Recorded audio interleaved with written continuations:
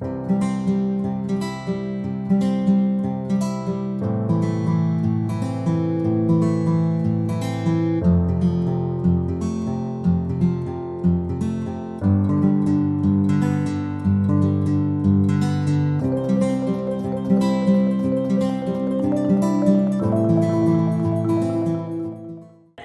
the vocalist is on their way now. We hope that to be true.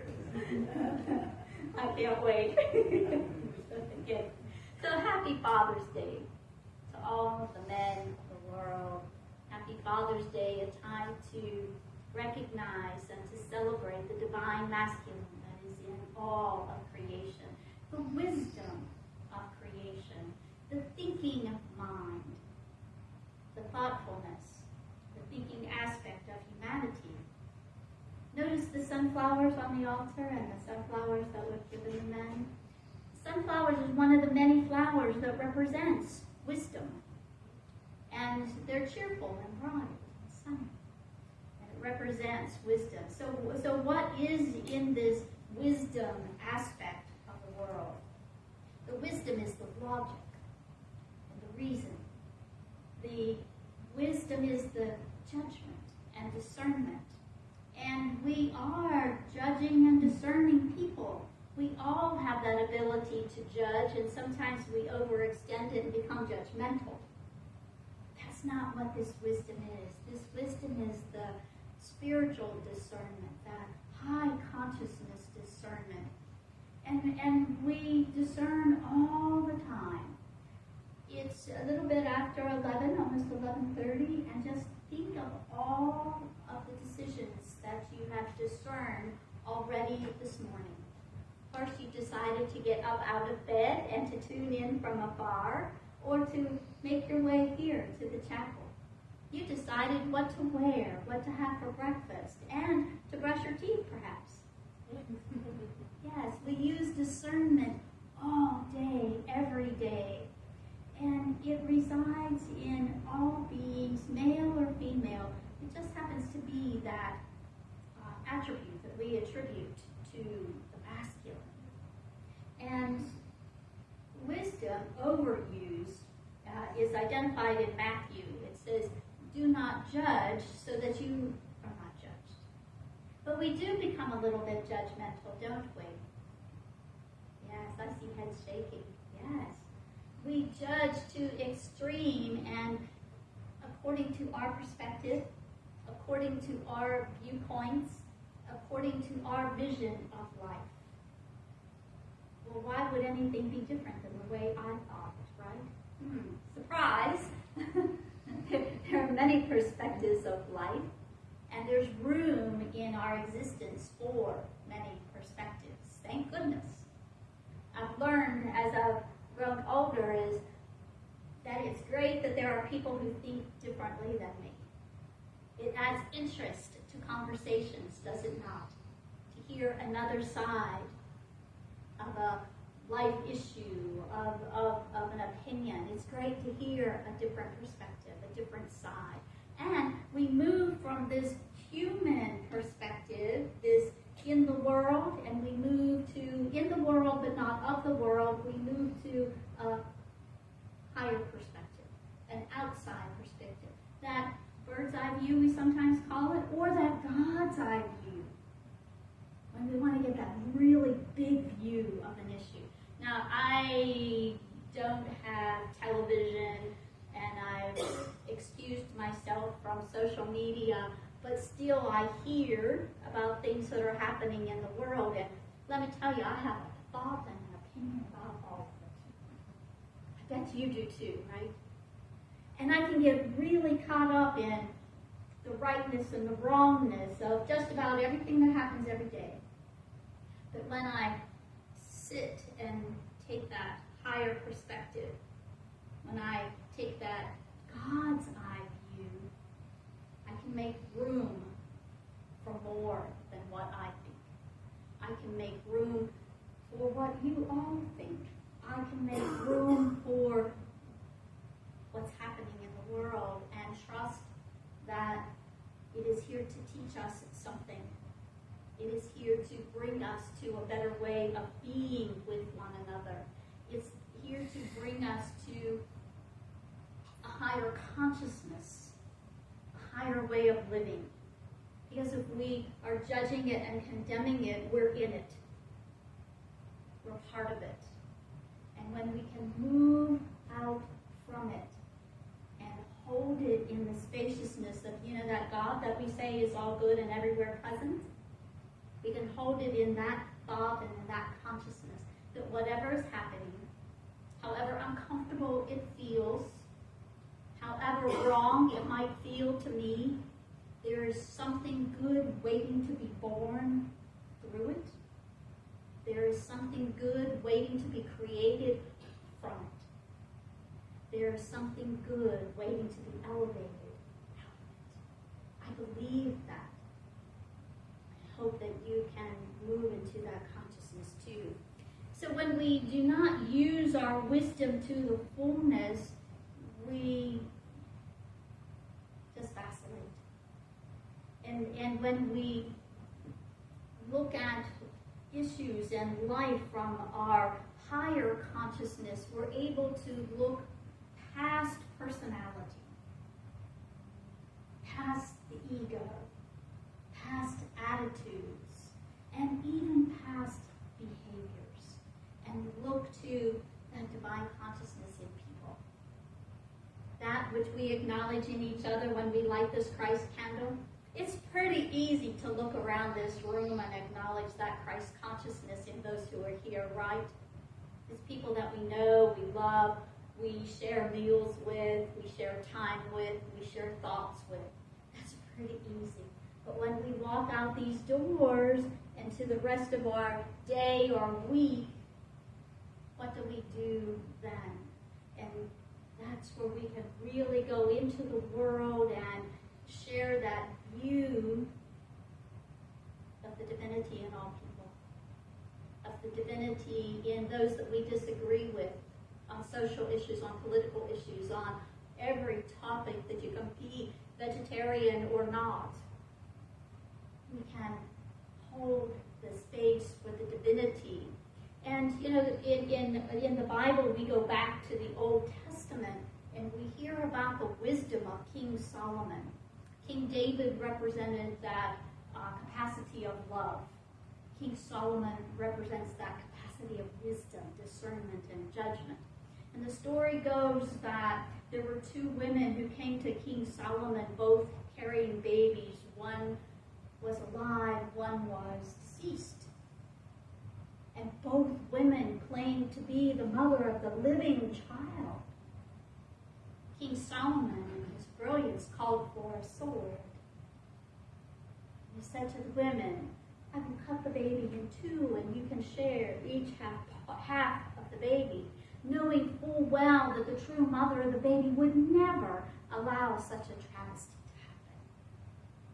So to the woman who was willing to give up her half of the baby to save the baby, that's who King Solomon discerned was the true mother of the baby. Perhaps a simple story, but that spiritual wisdom carries us beyond this human realm. Now, wisdom doesn't stand alone. Any of these powers and abilities that we have work in harmony with each other. So wisdom is that ability to have great discernment, good judgment, righteous judgment. And wisdom works well with understanding. Understanding is that capacity that we have to ingest information, to take all of the information in, to look at an experience and understand, to know what's happening. It's our capacity for knowledge. And we all have different capacities for knowledge. Some of us have great capacity for textbook knowledge. Some have great capacity for technology knowledge. And some of us have great capacity for spiritual knowledge. Some people have it all. We call them masters.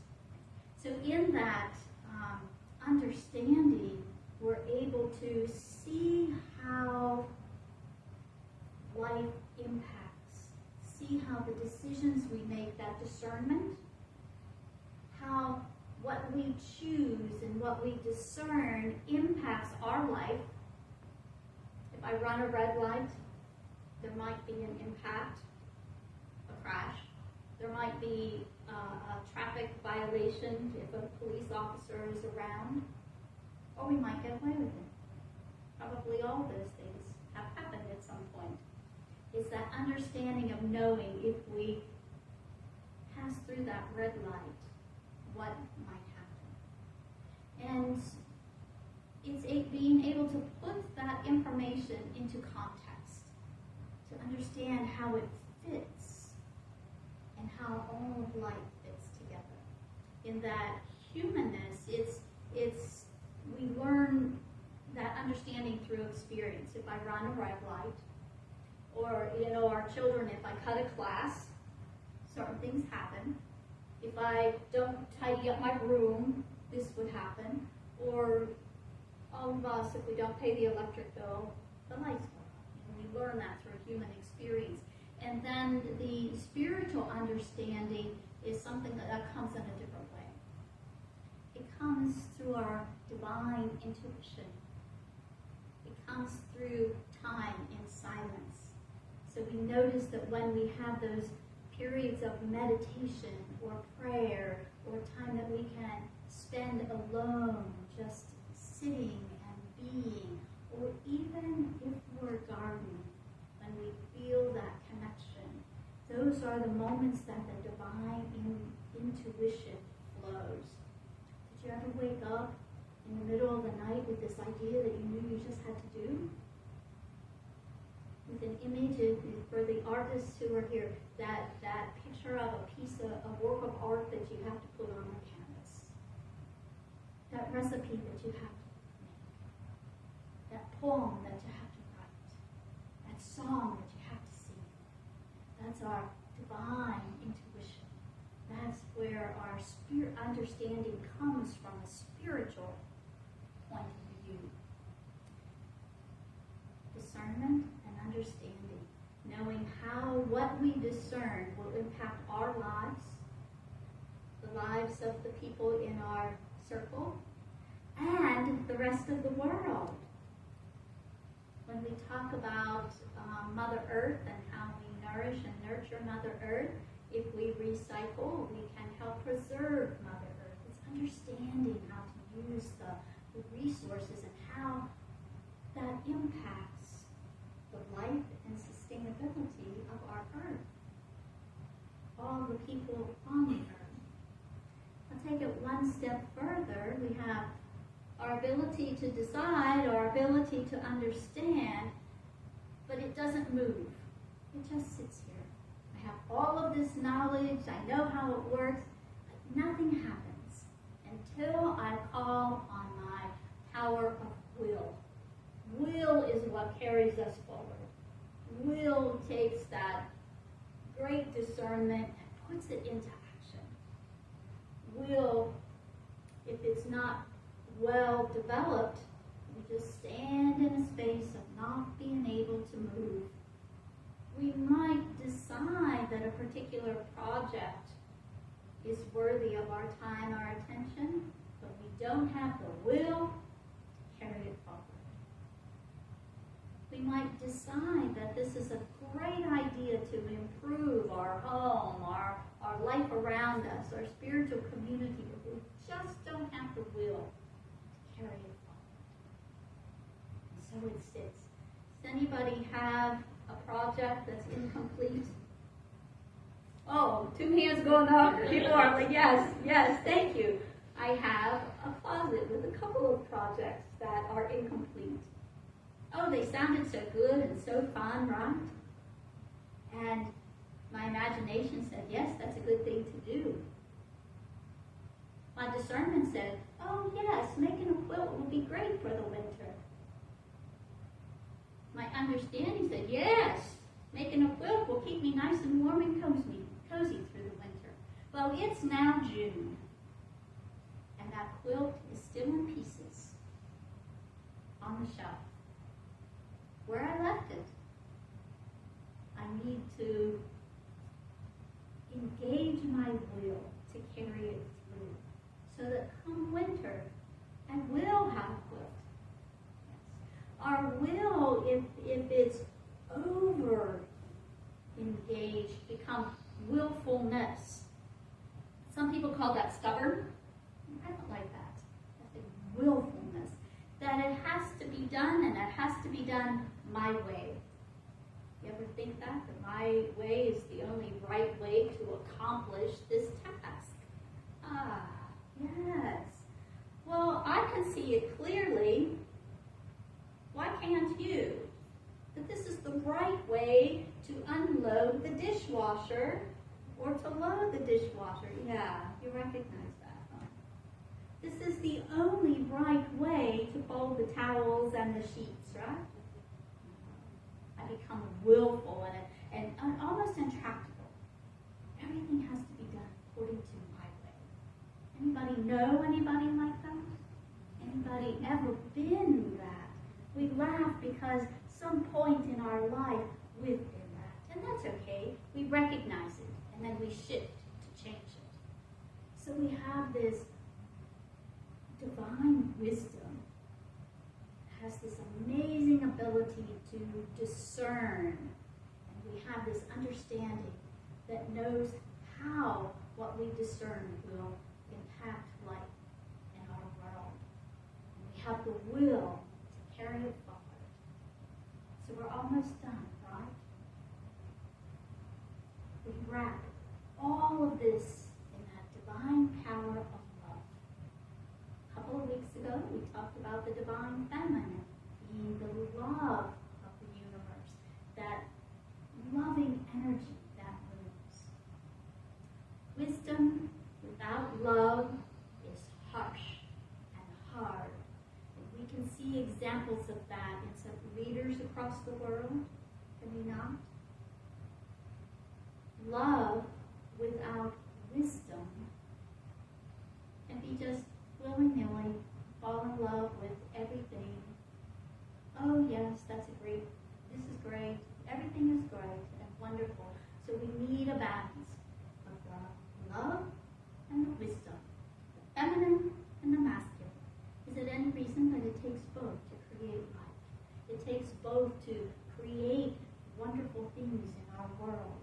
That power of love also attracts to us, and us to all that we need to bring that divinely discerned idea into manifestation. They cannot work well alone. They cannot work well independently of each other. We need both. We need the wisdom and the wisdom and discernment and the love and the compassion and tenderness, all of those things together. So you see these 12 powers that Unity co-founder Charles Fillmore outlined for us. We talk about them one at a time, yet none of them can stand alone, just as no one person can stand alone in this world. Many of us have had the influences of men, the masculine, the wise in our life, and we've also had the influence of the feminine, the love in our life. Hopefully that makes us whole, makes us complete.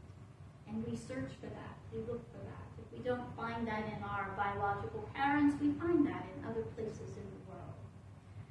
So we have the divine masculine that we celebrate today, that wisdom in the universe, that discerning aspect of life that allows us to